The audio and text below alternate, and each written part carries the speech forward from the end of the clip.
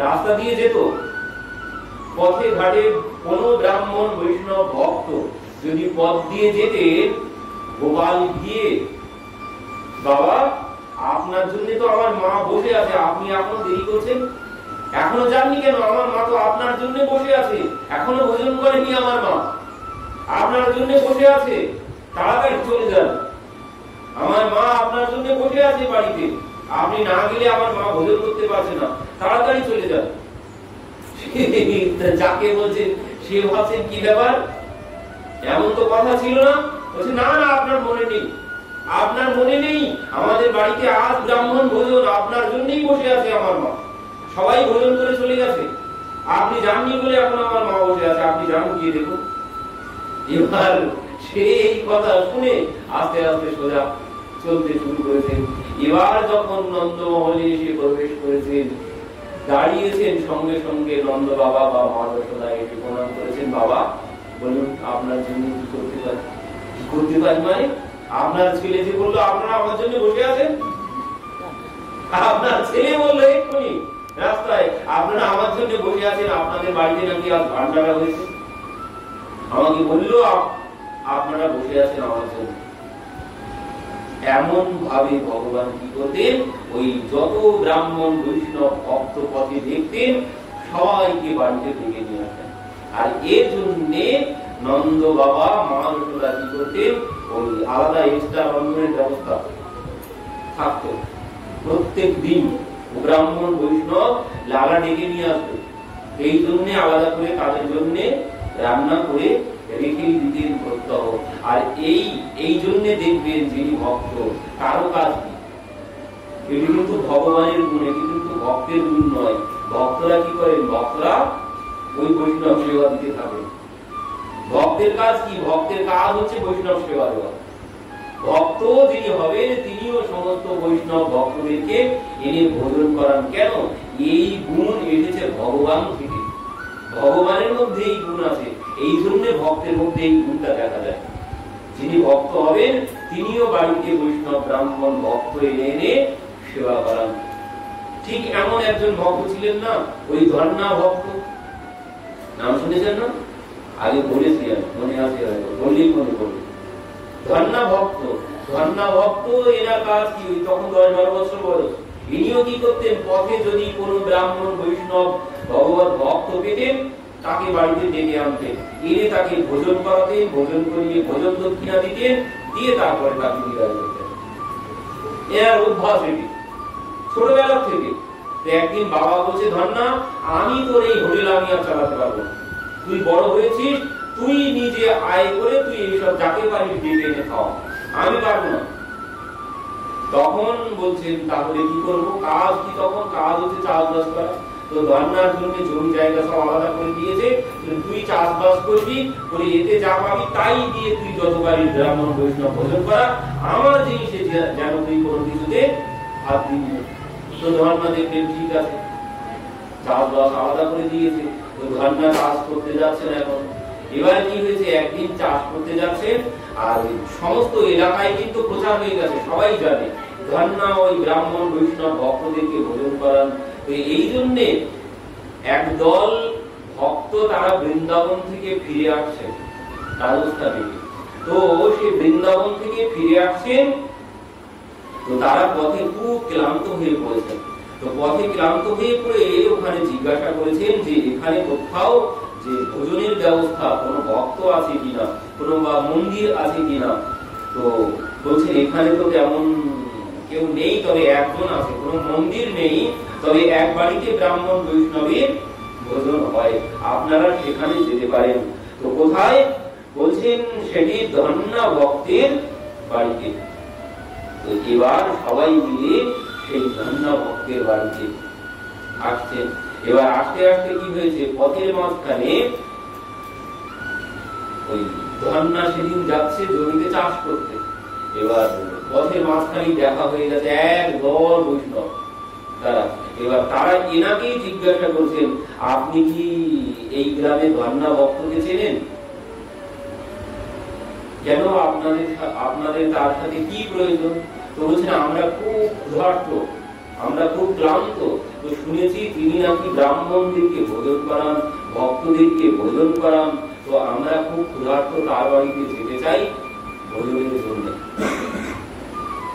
তখন ধর্ণা গাড়ি থেকে নেমেছেন, নেমে সেই ভক্তদেরকে প্রণাম করেছেন, করে বলছেন এই অধমই হচ্ছে সেই ধর্ণা, আপনি সেই ধর্ণা? বলছেন হ্যাঁ আমি সেই অধম ধর্ণা। তো আপনারা খুব ক্ষুধার্ত, এক কাজ করুন। ধর্ণা তো জানে বাবা ওদিকে সব বন্ধ করে দিয়েছে, তো এখন কি হবে? বলছেন আপনারা আমার এই গাড়িতে বসুন, ওই গাড়িতে টানা গাড়ি, ওটাই নিয়ে ওই বীজ নিয়ে খেতে যাচ্ছিলেন ঘুমতে। তো বলছেন আপনারা সবাই আমার গাড়িতে বসুন। তো গাড়িতে বসিয়ে তাদেরকে মাঠে নিয়ে গেছেন, মাঠে নিয়ে এক বড় গাছতলায় তাদেরকে সবাইকে বসতে দিয়েছেন, দিয়ে বলছেন আপনারা এখানে একটুখানি বসুন, আমি এক্ষুনি আসছি। বলে ইনি কি করেছেন, সেই গমের বীজ নিয়ে বাজারে চলে গেছেন, গিয়ে সব বিক্রি করেছেন, করে যা পেয়েছে ওই দিয়ে তাদের জন্য খাবার দাবার সব কিনে এনে এনাদেরকে ভোজন করিয়েছে। আসার সময় কি করেছে, গমের বীজ তো সব বিক্রি করেছে, আর ওই বস্তা ছিল, ওই বস্তায় এক বস্তা ছাই ভরে এনেছেন, এক বস্তা ছাই ভরে এনেছেন। এবার এনে এনাদেরকে সব ভোজন করিয়েছেন, করানোর পর এনারা সব যখন চলে গেছে, এবার খেতে তো বীজ ছড়াতে হবে, কারণ আশেপাশে চাষিরা আছে, তারাও তো সব দেখবে আমি যদি কোনো বীজ না ছড়াই। তো এই জন্য সে কি করেছে, ওই ছাইয়ের বস্তা নিয়ে নিয়ে সারা ক্ষেত ছাই ছড়িয়ে দিয়ে বাড়িতে চলে গেছে। এসে 4 দিন 5 দিন পরে একদিন বর্ষা হয়েছে, বাবা বলছে এই ধর না খেতে যা, জলগুলো ফেলে দিয়ে না হলে তো বীজ সব পচে যাবে। বাবা ও যেতে হবে না, সব ঠিক হয়ে যাবে, বাবা কোনো কিছু করার দরকার নেই, ও সব ঠিক হয়ে যাবে এমনিতেই। সে কি কথা বলছে, হ্যাঁ বাবা কোনো অসুবিধা হবে না। এবার কিছুদিন পরে আবার একদিন বলছে এই ধর না যা দেখে আয়, একদিনও গেলি না, বীজ ঘুমিয়ে চলে এলি। এবার ধর্ণা তো কিছুতেই যায় না। এবার কি হয়েছে, যখন 1 সপ্তাহ পার হয়ে গেছে, 8-10 দিন যখন হয়েছে, তখন আশপাশের যত চাপি ছিল তারা সব ধর্ণার বাবার কাছে এসেছে, আপনি এবার বীজ কোথা থেকে এনেছিলেন, কোন দোকান থেকে এনেছিলেন, কেন কি হয়েছে, আপনি আপনার খেতে একবার গিয়ে দেখুন সব বুঝতে পারবেন, আপনি আপনার খেতে গিয়ে দেখুন সব বুঝতে পারবেন। ধর্ণা তো বলছে যা হওয়ার সব তো আমি বুঝতে পারছি কি হয়েছে না হয়েছে, আর কি যাবো। তো এবার বাবা যেই ধর্ণা যা খেতে যা, খেতে দেখে আয় তো কি হয়েছে। ধর্ণা বলছে ও বাবা যা হওয়ার তাই হয়েছে, দেখেও কোনো কিছু হবে না, কারণ উনি তো সব জানেন। এবার কি করেছে, একদিন আরো আরেক দল চাষি এসেছে, যে না আপনি এবছর কোথা থেকে বীজ এনেছিলেন, কেন, যে আপনি একটাবার গিয়ে দেখে আসুন। এই ধর্ণা যাবো, এই বারবার যখন সবাই বলছে, ধর্ণাকে এবার বাবা বলছে যাবো দেখে আয় খেতে থেকে। তো বারবার যখন বাবা বলছে, তখন ধর্ণা বাধ্য হয়ে খেতে গেছে। খেতে গিয়ে যা দেখেছেন, চোখ বড় বড় হয়ে গেছে। খেতে গিয়ে যা দেখছেন ধর্ণা, দেখেই তো চোখ বড় বড় হয়ে গেছে। হায় হায় এই কি কথা, আমি তো এখানে ছাই ছড়িয়েছিলাম, আর কি হয়েছে সবার থেকে এনার খেতে গম চারা বড় বড় হয়ে গেছে, সবার খেতে ছোট ছোট, আর এনার খেতে ডবল ডবল বড় হয়ে গেল। কি ব্যাপার হলো, এমন কি করে হলো? তখন বলছে এই জন্য সবাই বলছে যে কোন দোকান থেকে বীজ এনেছি। এখন তো বুঝতে পারছে কি হয়েছে। ধর্ণা ভাবছে হয়তো কেউ জমি খালি করেছিল, হয়তো কেউ বীজ বুনেছে। তো আমি তো বলিনি, আমার মাথা ঘামিয়ে লাভ নেই, আমি বাড়ি গিয়ে ঘুমাই। তো এবার উনি বাড়ি চলে এসেছে। এবার কিছুদিন পর যখন ওই গম ধরতে শুরু করেছে, তখন বাবা বলছে এই ধর্ণা যা খেতে একটু ভালো করে করে আয়, সার দিয়ে আয়। বলছে না বাবা ও সার দিতে হবে না, এমনিতেই হবে, তোমার কোনো চিন্তা নেই, সার দিতে হবে না, এমনিতেই হবে। কারণ উনি তো জানে আমি চাষ করিনি, সার আমি কেন দেবো, যে চাষ করেছে সেই সার দেবে। এবার এই তো বাড়িতে চাপ বসে আছেন। এরপরে গম ধরেছে, গম পেকেছে, আর যেই পাকতে শুরু করেছে, ইঁদুর খেতে শুরু করেছে। এবার ইঁদুর যখন খেতে শুরু করেছে, বাবাকে সমস্ত লোকজন এসে বলছে আপনার খেতে তো ইঁদুর লেগেছে। তখন বাবা বলছে এই ধর্ণা যা খেতে ইঁদুর পাহারা দিয়ে আয়। ধর্ণা কিছুতেই আসছে না, কারণ আমি তো খেত আমার, আমি কি জন্য ইঁদুর পাহারা দিতে যাবো, যে বুনেছে সেই পাহারা দেবে। এবার কি করবেন, যে বুনেছে সে আর থাকতে পারলেন না, সেই চলে এসেছে। মালিক আপনার কোনো কাজের লোকের প্রয়োজন আছে নাকি? না আমার কোনো কাজের লোকের প্রয়োজন নেই। ধর্ণার বাবার কাছে গেছেন, আপনার কোনো কাজের লোকের প্রয়োজন আছে নাকি? বাবা বলছেন না, আমার কোনো কাজের লোকের প্রয়োজন নেই, তবে আমার ছেলের কাজের লোকের প্রয়োজন হতে পারে, যার ওর কাছে যান ও রাখতে পারে। আমার কোনো কাজের লোক দরকার নেই, ওর কাছে যান ও রাখতে পারে। ধন্যার কাছে গিয়েছে, মালিক আপনার কোন কাজের লোক প্রয়োজন আছে? না, আমার কোনো কাজের লোক প্রয়োজন নেই। না না, আপনি আমাকে রাখুন, আপনার কাজের লোকের প্রয়োজন আছে। আমার কাজের লোকের কিসের প্রয়োজন? যে আপনার ক্ষেত পাহারা দেওয়ার জন্য আপনার বাবা মূল্য স্বামী ঘুরে খেয়ে যাচ্ছে। ক্ষেত পাহারা দেওয়ার জন্য, কিন্তু ক্ষেত তো আমার না, আমি লোক দেখে করবো। সেটা আপনি আমাকে রাখুন, আপনার ক্ষেত সব ইঁদুরে নষ্ট করে দিচ্ছে। ধন্যা বলছেন আমার তো ক্ষেত না, ইঁদুরে নষ্ট করলেও আমার কি, আমার তো কিছু না। তো এবার ইনি তো কিছুতেই ছাড়বেন না, ইনি থাকবেনই, আর ইনি কিছুতেই লোক রাখবেন না, আর ইনি না রেখেও না থেকেও যাবেন না। তো ভগবান ধরেছেন আপনি রাখুন আমাকে, আপনার ক্ষেত আপনার বাবা বললো সব ইঁদুরে নষ্ট করে দিচ্ছে, তো আমি ইঁদুর পাহারা দেব। তো এখন যখন খুব ধরেছেন, ধন্যা বলছে আপনাকে কি দিতে হবে, আপনাকে কি দিতে হবে? তো বলছেন আমাকে আপনি দেবেন ওই আপনার ক্ষেতে যত গম হবে, ওই গমের 4 ভাগের 3 ভাগ আমাকে দেবেন, আর আপনি 1 ভাগ নেবেন। আপনার মতো কাজের লোক দরকার নেই, আপনি চলে যাবেন। কেন? আমার আপনাকে কি জন্য আমি 3 ভাগ দিতে যাব? আমার 1 ভাগ কেন? যদি হয় আপনার 1 ভাগ, আমার 3 ভাগ। তখন ভগবান বলছেন দেখুন, আমি কিন্তু সব জানি, আমি কিন্তু সব জানি। আর এই কথা যখন বলেছি, ধন্যা ভয় পেয়ে গেছে। ধন্যা বলছে তাহলে আমার তো কিছু না, যা পাই তাতেই করবো। ঠিক আছে, আপনি যান ক্ষেত পাহারা দিন।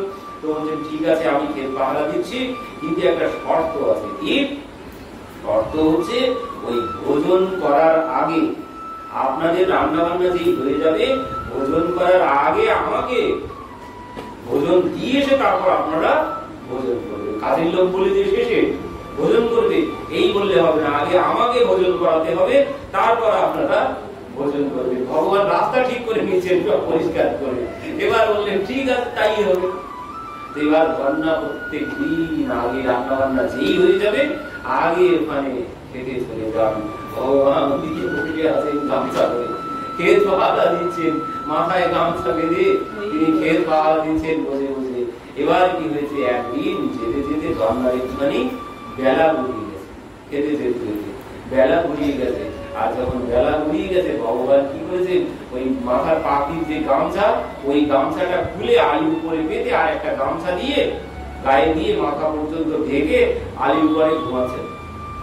রান্না ভাবছেন আমার হয়তো আর দেরি হয়েছে, তাই হয়তো ওই খিদে পেয়েছে, ঘুম পেয়ে গেছে। এইবার ওই রান্না না ডেকে গায়ে হাত দিয়ে ডাকতে গেছে। কি করেছেন, এই মাথার দিক থেকে গামছাটা সরিয়ে ডাকতে গেছেন। আর যেই মাথার থেকে গামছাটা সরিয়েছেন, সঙ্গে সঙ্গে বংশী বিভূষিত করার নবনীরতভা পীতাম্বরং দরুণবিম্ব ফলাধরস্পা, এই রূপ যখন দর্শন করেছেন, ধন্যা দেখেই 10 হাত পিছনে ছিটকে দিয়ে পড়েছেন। ভগবান সঙ্গে সঙ্গে লাভ দিয়ে উঠেছে, মালিক কি হলো, মালিক কি হলো, আপনি এইভাবে পড়ে গেলেন কেন? ধন্যা কোনো কথা না বলে আস্তে আস্তে গিয়ে প্রভুর চরণ দুটো জড়িয়ে ধরেছেন। বলুন আপনি কি, মালিক কি করছেন? আপনি আমার পা কেন জড়িয়ে ধরছেন? আমি কে? মানে আমি আপনার কাজের লোক, আমি আপনার ক্ষেত পাহারাদার। না, আপনি বলুন আপনি কে? ভগবান কিছুতেই বললেন না। ধন্যা এদিকে কিছুতেই ছাড়বেন না, ধন্যা কিছুতেই ছাড়ছেন না। যখন আর কিছুতেই ছাড়ছেন না, ভগবান দেখলেন আর হবে না, তখন বাধ্য হয়ে ভগবান স্বরূপে, ভক্তবৎসল ভগবান কি জয়, তিনি স্বরূপে সেই ক্ষেতের মাঝখানে বংশী বিভূষিত করান নবনীরতভা পীতাম্বরান দরুণবিম্ব ফলাধরস্পা, সেই মাথায় ময়ূরের পুচ্ছ, হাতে বাঁশি নিয়ে ভগবান সেখানে আবির্ভূত হয়েছেন। প্রভু তুমি কি করছো? তুমি এইভাবে ক্ষেত পাহারা দিচ্ছ কেন প্রভু? তুমি আর কাজ পেলে না, তুমি এইভাবে আমার ক্ষেত পাহারা দিচ্ছ কেন? তখন ভগবান বলছেন দেখো, যে আমার ভক্তের সেবা করে, যে আমার ভক্তের সেবা করে, আমি তার জন্য সব কিছু করতে রাজি। যে আমার ভক্তকে ভালোবাসে, অনুব্রজম মহম নিত্যম, আমি তার পেছন পেছন যাই। যে আমার ভক্তকে ভালোবাসে, আমি তার জন্য সব কিছু করতে পারি। ওই যে একজন মা ছিল না, পথের থেকে নামের দল যাচ্ছে, শাশুড়ি মা কিছুতেই যেতে দেয় না বৌমাকে।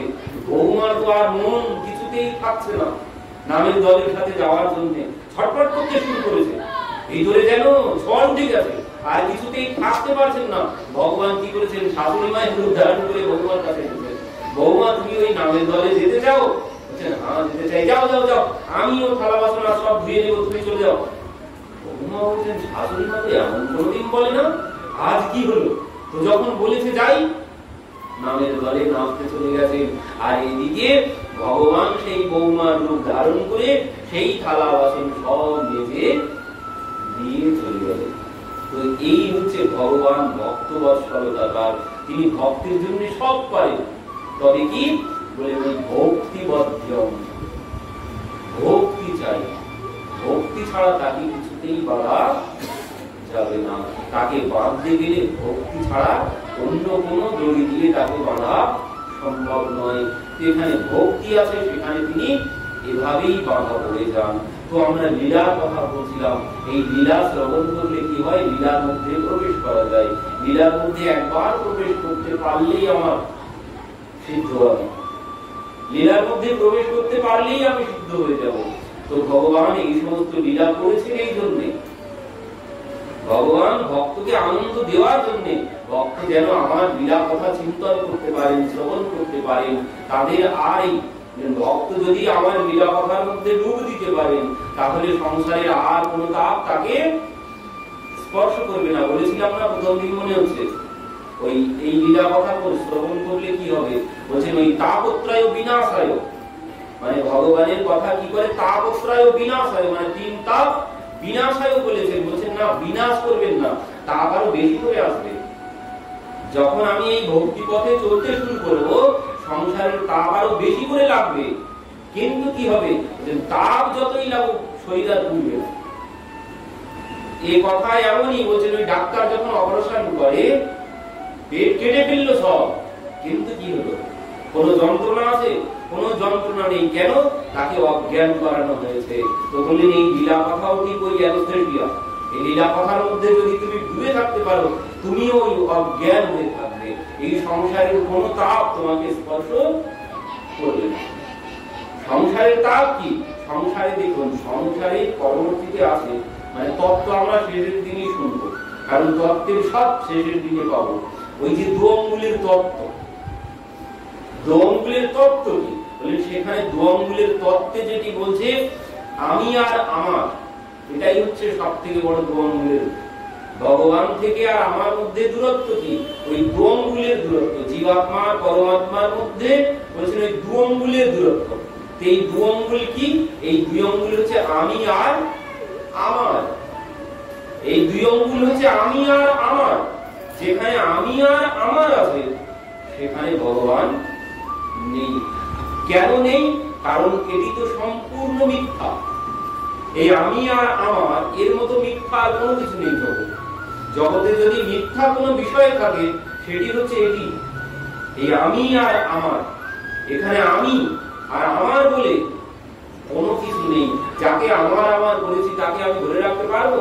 আমরা হয়তো এর জন্য চিন্তা করে মাথা খারাপ হয়ে যায়, ওর জন্য ছেলেটার জন্য চিন্তা করে মাথা খারাপ হয়ে যায়, ওইখানে গেছে কি হলো না হলো, আমি চিন্তা করে কোনো কিছু করতে পারবো? তার প্রারব্ধে যেটি আছে সেটি হবেই, তার প্রারব্ধে যেটি আছে সেটি হবেই হবে। তাই আমি চিন্তা করে মাথা খারাপ করে ফেললেও কোনো কিছু পরিবর্তন করতে পারবো না। আমরা চিন্তা করি, কেন চিন্তা করি? ওই আমার আমার তাই, আমার ছেলে ভেবেছি তাই।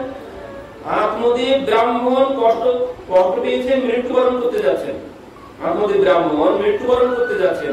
তো গোকর্ণ বলছে, পিতা তুমি কেন মৃত্যুবরণ করতে যাচ্ছ? আমার ভাই চোর হয়েছে তাই, ধন্দুকারী চোর হয়েছে। তো বলছেন তুমি যে মৃত্যুবরণ করতে যাচ্ছ কিসের জন্য? কারণ ভাই চোর হয়েছে তাই, এই জন্য তুমি আর সহ্য করতে পারছো না এই দুঃখ। তোমার ছেলে চোর তাই। তো গোকর্ণ সেখানে কি বলছেন? গোকর্ণ বলছে, বাবা তুমি একটা কথা বলো, একটা কথা বলো, আমার ভাই কি জগতে একা চোর? একা চোর? আর চোর নেই? কত বড় বড় চোর ডাকাত ভর্তি নেই। তাদের জন্য কোনো কষ্ট হচ্ছে? তাদের জন্য কোনো কষ্ট পাচ্ছি? তুমি তাদের জন্য কোনো কষ্ট পাচ্ছ? তুমি কষ্ট পাচ্ছ কার জন্য? কষ্ট পাচ্ছ তোমার ছেলে চোর হয়েছে তাই।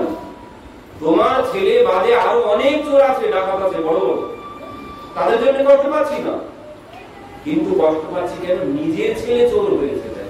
এই যে কষ্টের কারণ কি? আমার ছেলে কষ্ট পাচ্ছি, এই আমার ছেলে চোর হয়েছে তাই কষ্ট পাচ্ছি।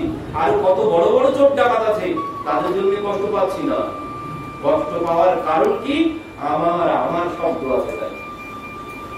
আমি যে টেনশনে আমার মাথাটা খারাপ হয়ে যাচ্ছে কিসের জন্য? এই আমার আছে তাই। এই আমার শব্দ, এই আমারটা আগে দূর করতে হবে।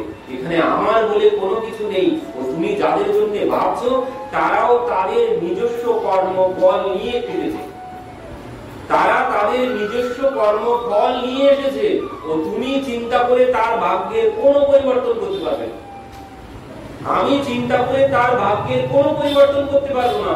তার প্রারব্ধে যেটি আছে তার সেটাই হবে। আমি কোনো পরিবর্তন করতে পারবো না। মাঝখানে আমি চিন্তা করে করে আমার মাথাটাই খারাপ হবে, আর অন্য কোনো কিছু হবে না, কোনো লাভ হবে না। এই জন্য বলেন এই জগতের সব থেকে বড় যেটি মিথ্যা সেটি হচ্ছে আমি আর আমার। এখানে আমি বলেও কোনো কিছু নেই আর আমার বলেও কোনো কিছু নেই। বাদ দিলাম ছেলে মেয়ের কথা, সংসারের কথা বাদ দিলাম। সংসারে বলছেন ধনানি ভূমো বসবাস্য বসকে ভাজা বিয়োগদানি অনশ্মশানে দেহস্থিতায়াম কর্মং স্বগচ্ছতি। বলছেন ও বাড়ি গাড়ি অর্থ সম্পদ যা আছে কেউ আমার না। যে শরীরটা আমরা সব থেকে বেশি আমার বলে ভাবি, যার জন্য আমাদের এত অহংকার, সেই শরীরটাও কি সাথে যাবে? সেটা কি আমার? আমি কি চাই আমার কানগুলো শোনা বন্ধ করে দিক? আমি কি চাই আমার চোখ দেখা বন্ধ করে দিক? আমি কি চাই আমার মাথার চুলগুলো সব ঝরে পড়ে যাক? আমি কি চাই আমার হাঁটুটা দুর্বল হয়ে যাক? আমি চাই? একটাও চাই না। এর মধ্যে একটাও আমি চাই না। কিন্তু আস্তে আস্তে দাঁতগুলোও পড়ে যাবে, চোখটাও ঝাপসা হয়ে যাবে, শরীরটাও কাজ করা বন্ধ করে যাবে, মাথার চুলগুলো সব আস্তে আস্তে ধরে যাবে, কানটাও শোনা বন্ধ করে দেবে। আমি কি একটাও কাউকে ধরে রাখতে পারবো? এখান থেকে একটা কাউকে আমি ধরে রাখতে পারবো না। কেন? একটাও আমার না, এখানে একটাও কোনো কিছু আমার না। এই জন্য আমি একটা কাউকে ধরে রাখতে পারবো না। কেউ আমার কথা শুনবে না। তার যখন সময় হবে সে ঠিক চলে যাবে। তো যে দিয়েছে তিনি সব আস্তে আস্তে উঠিয়েও নেবেন। এখানে আমার বলে কোনো কিছু নেই। এই সংসার বলুন আর এই শরীর বলুন সব ওই ধর্মশালার মতো। সংসার বলুন আর শরীর বলুন সব ধর্মশালার মতো, সব ভাড়ায় পেয়েছে। এই শরীরটাও ভাড়ায় পেয়েছে। একদিন সব ফেলে চলে যেতে হবে। এখানে ওই দুদিনের মেলায় এসেছি, মেলা যখন ভেঙে যাবে ও মেলা ছেড়ে আমাকে চলে যেতে হবে। এখানে আমি বলেও কোনো কিছু নেই আর আমার বলেও কোনো কিছু নেই। যার জিনিস তাই থেকে যাবে, যার জিনিস তাই থেকে যাবে। এখানে ওই আমি কয়েকদিনের বাড়ায় থাকতে এসেছি, আমার যখন মেয়াদ শেষ হয়ে যাবে আমি সব ছেড়ে চলে যাব। এই যে আমি আর আমার, এই হচ্ছে দুই অঙ্গুল। এই হচ্ছে দুই অঙ্গুল, সব থেকে বড় দুই অঙ্গুল। মানে ভগবান থেকে, জীবাত্মা থেকে পরমাত্মার মধ্যে যে পর্দা, সেই সব থেকে বড় পর্দা হচ্ছে এই আমি আর আমার। এই আমি আর আমার যখন সরে যাবে, আমি আর আমার যখন সরে যাবে বলছেন তখন কি হবে? তখনই ভগবান আমার কাছে এসে ধরা দেবে। যখন হয়ে যাবে প্রভু সব তুমি আর সব তোমার, এখানে আমার বলে কোনো কিছু নেই। এই জন্য মীরাবাই কি বলেছিলেন? মেরে তো গিরধারী গোপাল দুসর না কই। আমার একমাত্র গিরিধারী গোপাল ছাড়া আর দ্বিতীয় কেউ নেই। একমাত্র তো এই আমি আর আমার যখন চলে যাবে তখনই কি হবে? তখনই হবে তুমি আর তোমার। প্রভু সব তুমি আর সব তোমার।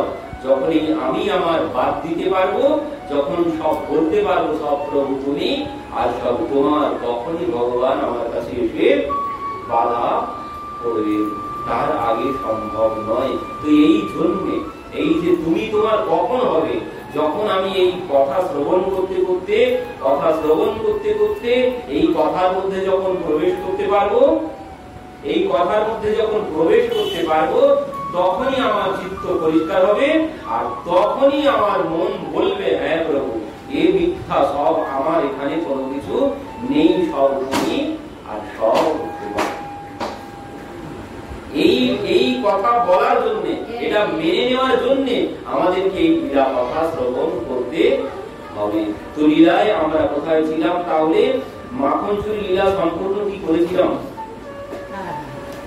তাহলে মাখন চুরি সম্পূর্ণ যদি হয়ে যায়, তাহলে পরবর্তীতে ভগবান একদিন কি করেছেন, ব্রহ্মাণ্ড ঘাটে ভগবান সখাদের নিয়ে খেলা করছেন।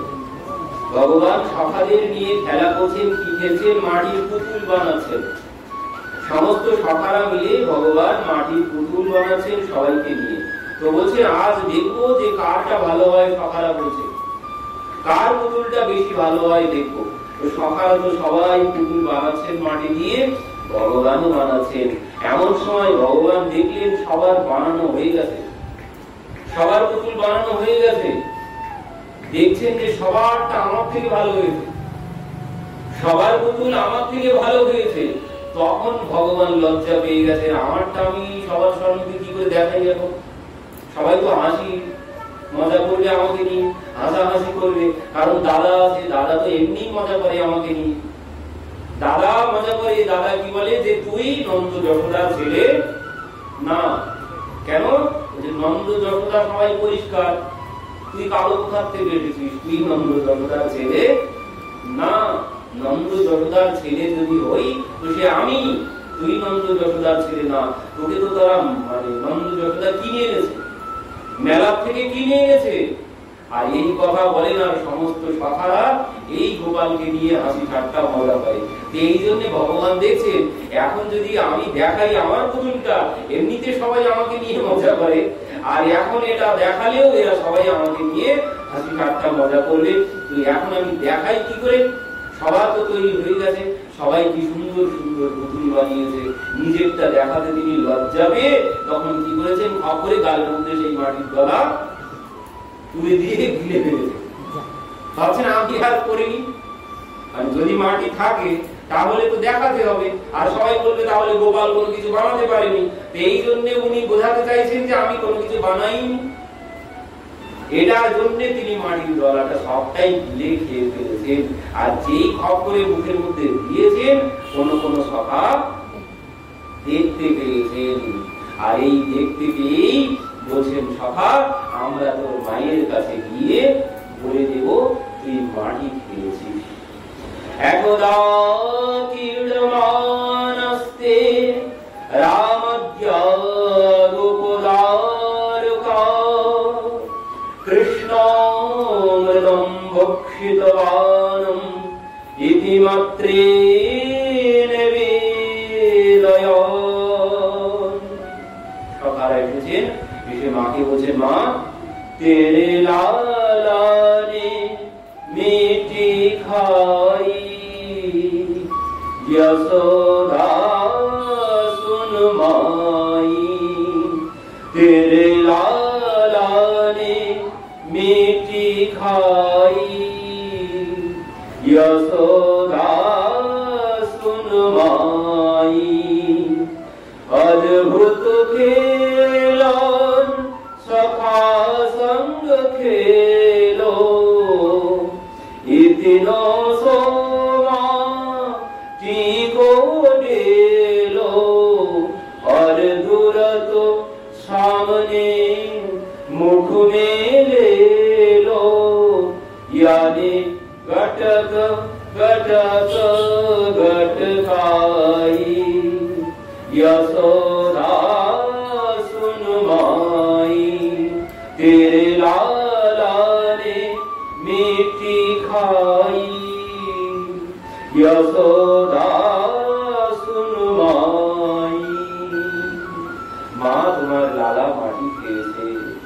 কথা শ্রবণ করেই মা বলছেন, কস্মান মৃদমদান্তি আত্মান ভবন ভক্ষিতবান রাহা বদন্তি তাবকাহেতি কুমারাস্তে অগ্রজোপয়ম। কস্মান মৃদমদান্তি আত্মান ভবন ভক্ষিতবান রাহা বদন্তি তাবকাহেতি কুমারাস্তে অগ্রজোপয়ম। গোপাল, তুই মাটি খেয়েছিস? না মা, আমি মাটি খাইনি। সখারা যে বলছে, মা সখারা সবাই মিথ্যা কথা বলছে। বুঝলাম সখারা সবাই মিথ্যা কথা বলছে, তাহলে তোর দাদা বলছেন ওই অগ্রজোপয় মানে তোর অগ্রজ, তোর দাদা যে বলছে তুই মাটি খেয়েছিস, বলছেন মা তোর দাদাও মিথ্যাবাদীদের সাথে মিশিয়ে দাদাও মিথ্যা কথা বলতে শিখে গেছে। তাহলে দাদাও মিথ্যা কথা বলছে।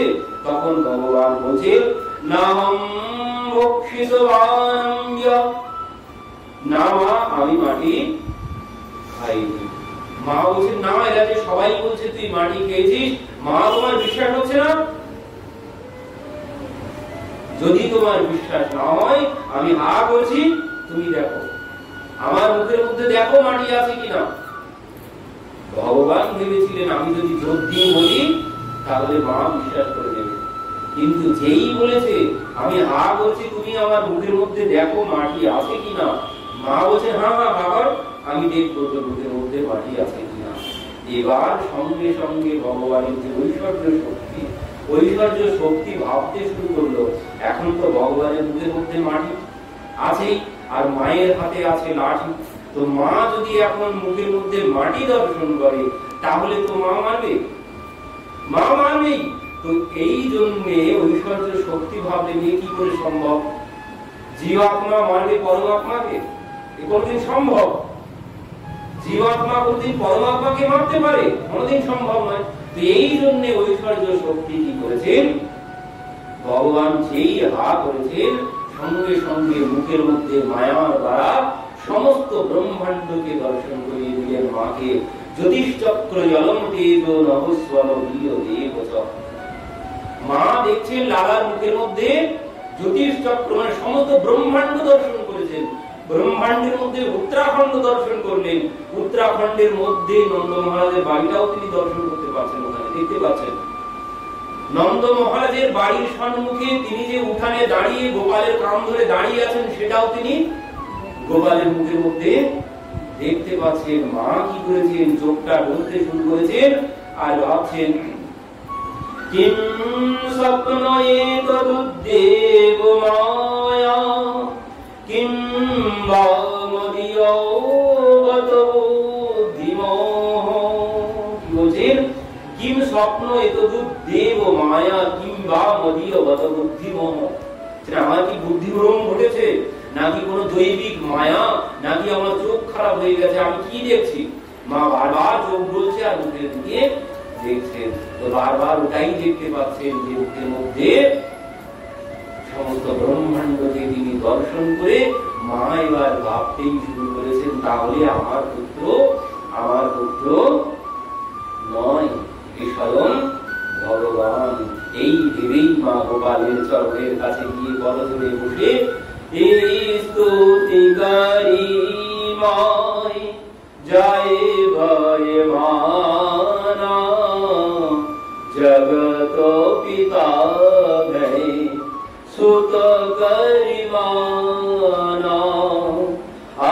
স্তুতিকারী মায় জয় ভয় মানা জগত পিতা ভয় সুত করি জানা। আমার পুত্র নয়, কিন্তু জগৎ পিতা, জগৎ নিয়ন্তা, স্বয়ং ভগবান। এই ভেবেই মা প্রণাম করতে গেছেন বলধরে। আর যেই প্রণাম করতে গেছেন, মা মা মা তুমি করো কি? তোমার কি মাথা খারাপ হয়ে গেছে? তুমি আমাকে প্রণাম করছো কেন? বাবা আমি যা দেখেছি আমি বুঝতে পেরেছি তুই ভগবান, তুই আমার পুত্র না। মা তুমি কি দেখেছো? তোমার মাথা খারাপ হয়ে গেছে, তোমার বয়স হয়ে গেছে, কি দেখেছে একবার ভালো করে দেখো। ওই দেখা তো পুনরায় গোপাল হা করেছেন। ওই সর্জন শক্তিকে বলল শিগগিরই চলে যাও তোমরা।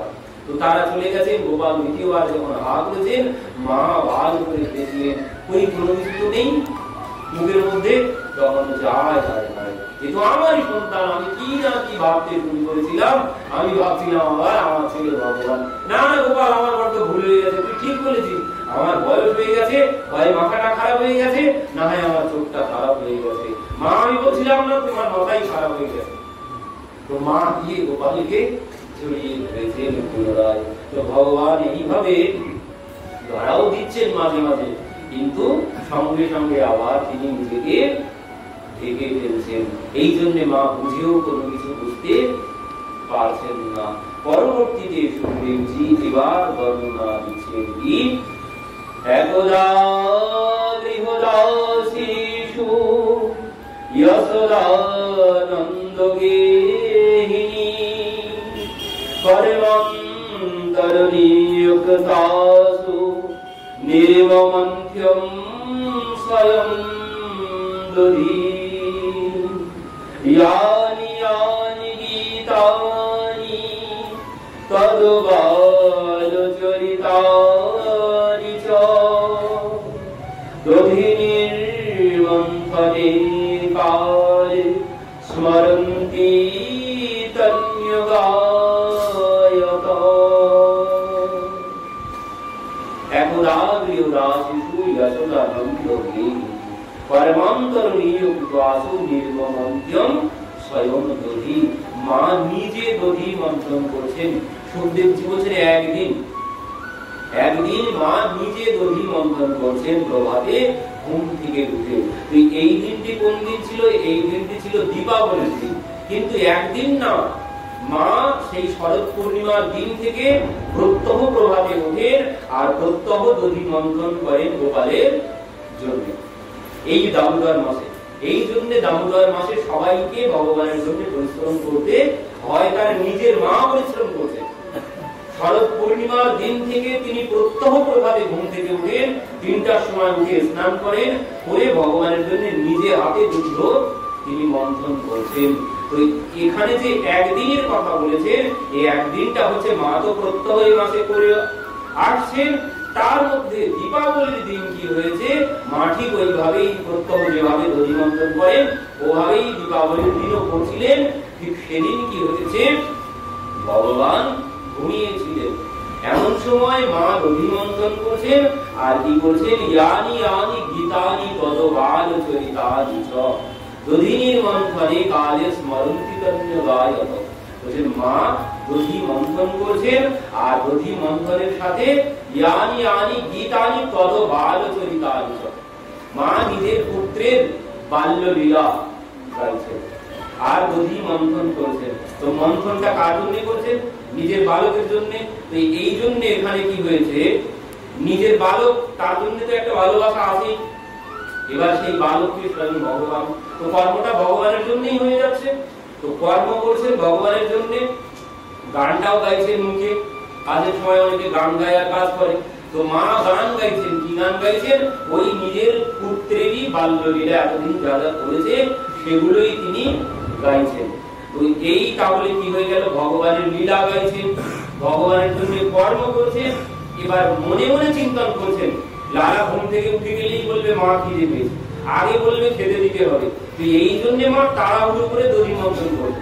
তাহলে চিন্তন কি হলো, গান গাইছে ভগবানের লীলা, পরিশ্রম করছেন ভগবানের জন্য, চিন্তন যেটা করছেন সেটাও ভগবানের জন্য। এই জন্য কি হলো, শরীর ভগবানের সেবায়, মনটাও ভগবানের সেবায়, বাণীটাও ভগবানের সেবায়। 3টি বিষয়, মানে তন, মন আর বচন, মানে বাণী। এই 3 বিষয়ে যখন কেউ এক জায়গায় দিতে পারবে, এই 3 বিষয় যখন কেউ ভগবানের চরণে দিতে পারবে, তখন আর ভগবান কিছুতেই দূরে থাকতে পারবে না। আর এর নামই হচ্ছে তপস্যা।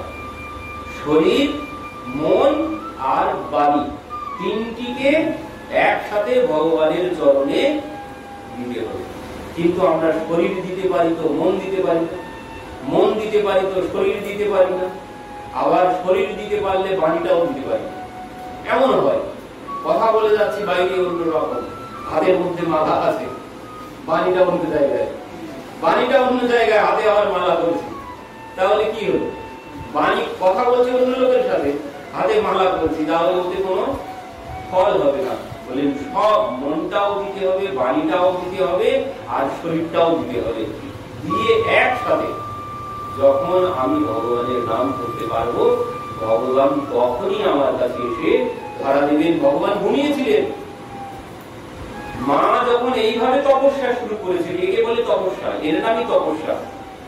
কথায় শরীর দিয়েছে, কথায় মনটাও দিতে হবে, আর বাণীটাও সব এখানেই দিতে হবে। বাইরের কোনো কিছু চিন্তন করলে হবে না। শরীর বসে এখানে, শরীর এখানে বসে, কিন্তু মন বসানো বড় কষ্ট। শরীর বসানো যাবে, কিন্তু মন বসানো বড় কঠিন। মন কোথায় কোথায় ঘুরে ঘুরে বেড়াচ্ছে, তার কোনো ঠিক ঠিকানা নেই। শরীর দেখা যাচ্ছে এখানে আছে, কিন্তু মন ওই বাড়ি থেকে সেই করতে হবে, ওই করতে হবে, ওই করতে হবে, এই নানান রকম চিন্তায় বাড়িতে কি কাজ করছে মনটা। এইভাবে তো হবে না। যে মন তুমি যদি দিতে পারো, শরীরটাও যদি দিতে পারো, বলে তোমার বাড়ির কাজ ভগবান করে দেবে। তোমার বাড়ির কাজ ভগবান করে দেবে। তিনি থালা বাসন মেজে দিচ্ছেন, গম ক্ষেত পাহাড় দিচ্ছেন, আর তোমার বাড়ির কাজ করতে পারবে? পারবে, কিন্তু আমি করিয়ে নিতে পারবো না। এটাই তো হচ্ছে সমস্যা। আমি তাকে দিয়ে করিয়ে নিতে পারবো না।